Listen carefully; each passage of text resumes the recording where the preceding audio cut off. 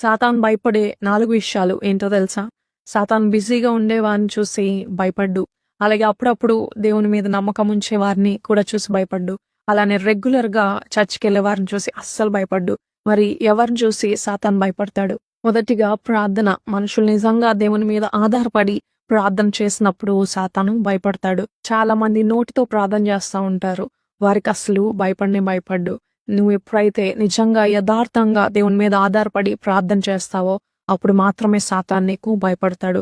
యాకోబు 5:16 ప్రకారము నీతిమంతుని ప్రార్థన శక్తివంతమైనది అని దేవుని వాక్యం చెప్తుంది. మనం ఎప్పుడైతే నిజంగా సిన్సియర్గా ప్రార్థన చేస్తా ఉంటామో అప్పుడు అసలు మన జోలికి రావడానికి సాతాను భయపడతాడు. రెండవదిగా గాడ్స్ వర్డ్ అంటే దేవుని వాక్యము. ఎవరైతే దేవుని వాక్యము రోజు చదువుతా ఉంటారో వారందరికీ భయపడతాడా? భయపడ్డు.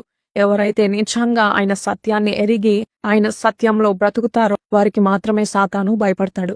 యోహాను 8:32 ప్రకారం ఎవరైతే నిజంగా సత్యాన్ని గ్రహిస్తారో అది మనల్ని స్వతంత్రులుగా చేస్తుంది. అందుకే యేసయ్య కూడా సాతాన్ని వాక్యంతోనే జయించారు. అలాగే మూడవదిగా రిపెంటెన్స్ అంటే పశ్చాత్తాపము. పశ్చాత్తాపడే వారిని చూసి సాతాను భయపడతాడా?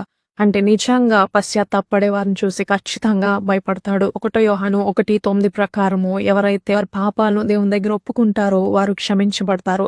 అప్పుడు వారు పాపం నుంచి వేరు చేయబడతారు. కాబట్టి సాతాను వారి మీద అధికారము కోల్పోతాడు. అందుకే సాతాను పశ్చాత్తాపడే వారిని చూసి భయపడతాడు.